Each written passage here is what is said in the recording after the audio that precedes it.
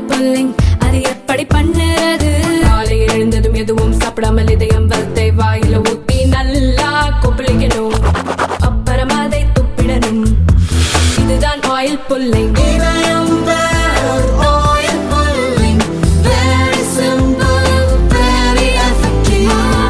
தமிழக மக்கள் விரும்பும் நம்ம தங்கமயில் இப்போ சென்னையிலும் கோலாகல ஆரம்பம். தங்கம் வாங்க தங்கமயிலுக்கு வாங்க. அரசு பள்ளி மாணவர்களை திமுக அரசு வஞ்சிக்க வேண்டாம் என பாஜக மாநில துணைத் தலைவர் நாராயணன் திருப்பதி கூறியுள்ளார். ரயில்வே நடைமேடைகளில், ரயில்வே நிலையங்களில் ஹிந்தி எழுத்த அந்த பெயர் பலகையில் ஹிந்தி எழுத்த தார் பூசி நம்ம திமுக நபர்கள் அழிச்சுக்கிட்டு இருக்கிறாங்க. என்ன கேட்கிறேன், நிறைய வேலை இருக்குதுங்க எல்லாருக்கும். வீட்டில இருந்து கிளம்பி வண்டி எடுத்துக்கிட்டு போய் ரயில்வே ஸ்டேஷனுக்கு போய் அங்க போய் இருக்கிற அந்த நடைமேடையில் இருக்கிற அந்த பெயர் பலகைய ஒரு ஸ்டூலை போட்டு அதை எடுத்து அதை அழிச்சு, ஏங்க இவ்வளவு பிரச்சனை உங்களுக்கு? உங்க வீட்லயே கேளுங்க, ஹிந்தி நிறைய இருக்குது. உங்க வீட்டில் இருக்கக்கூடிய நீங்க பீரோல பூட்டி வச்சிருக்கக்கூடிய 500 ரூபாய் நோட்டு எடுத்து அதுல இருக்கிறத தார் பொறிச்சு அழிங்க. உங்க ஹிந்தி எதிர்ப்பு காமிங்க. அப்படியே பாஸ்போர்ட் இருக்கும், அதுல கூட ஹிந்தி இருக்குது, அதை அழிங்க.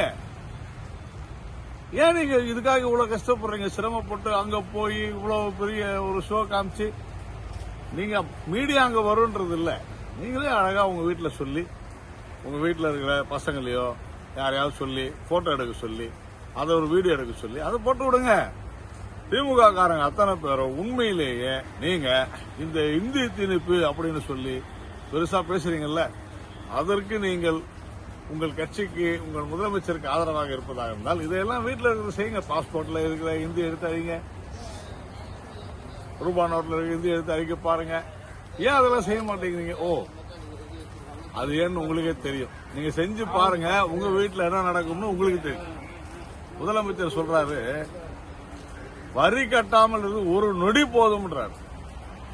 இது என்னமா ஒரு பொறுப்பான முதலமைச்சர் பேசுற பேச்சா? ஒரு பிரச்சனைனா போய் உட்கார்ந்து பேசி இதனுடைய சாதக பாதக அம்சங்களை பேசணும். அதை விட்டு மக்களை தூண்டி விடுவது, தொண்டர்களை தூண்டி விடுவது, கட்சிக்காரர்களை தூண்டி, என்ன மாதிரியான ஒரு பொறுப்பற்ற ஒரு விஷயம் இது? வரி கூடாம இருந்துருவீங்களா?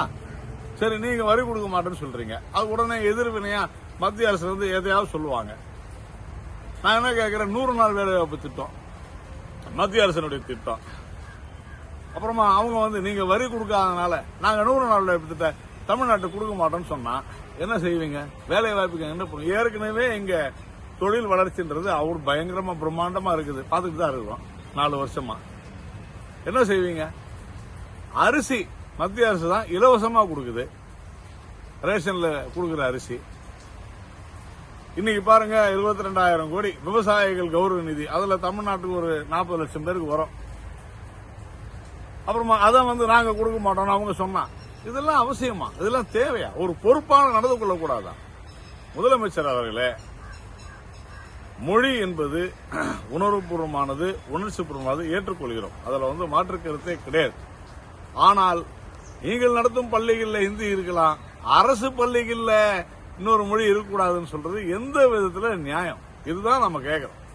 தனியார் பள்ளிகளில் காசு கொடுத்து படிக்கிறவங்க எதை வேணாலும் படிக்கலாம், இலவசமா. அதான் உங்க பையன் சொன்னாரு, துணை முதலமைச்சர், நாங்க தான் ஏன் அங்க இன்னொரு மொழி படிக்கூடாது, நாங்க தான் அங்க இலவசமா சீருடையும் இலவசமா உணவும் கொடுக்கிறோமே அப்படின்னு சொல்றாரு உங்களுடைய துணை முதலமைச்சர், உங்க பையன்.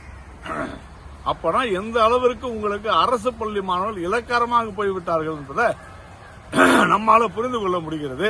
முதலமைச்சர் அவர்களே, பொறுப்போடு நடந்து கொள்ளுங்கள். தயவு செய்து அரசு பள்ளி மாணவர்கள் மீது கரிசனம் காட்டுங்கள். அவ்வளவுதான் நாம சொல்ல முடியும். எல்லாத்துக்கும் மேல ஒன்னே ஒண்ணு, இந்த உடன்பிறப்புகளுக்கு சொல்ல வேண்டியிருக்குது. சமீபத்தில் ஒரு காயின் வெளியிட்டாங்க, நினைவு நாணயம் கருணாநிதி அவர்களுக்கு. முதலமைச்சர் இருந்தாரு, எங்க ராஜ்நாத் சிங் அவர்களும் வந்தார். அந்த நாணயத்தில் கூட ஹிந்தி இருக்குது, முடிஞ்சா அதையும் தார்பூசி அழிங்க.